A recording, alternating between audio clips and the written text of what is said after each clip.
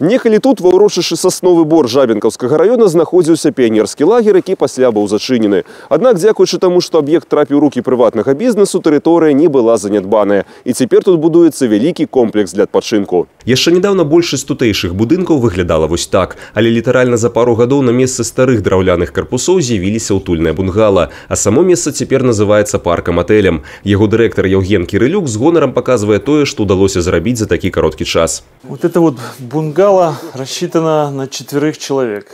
Здесь 2 спальни, 2 санузла и гостиная, то есть с камином и с выходом на террасу.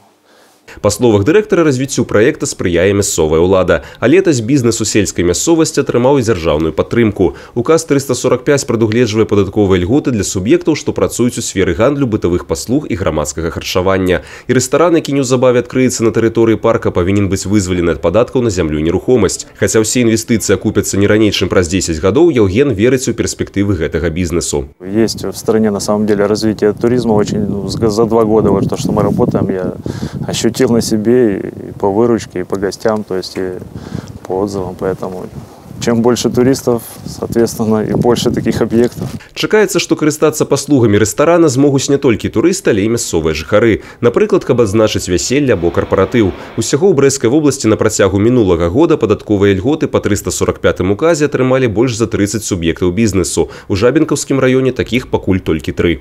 Стимулирование предпринимательской инициативы на селе – это гораздо сложнее, чем в городах.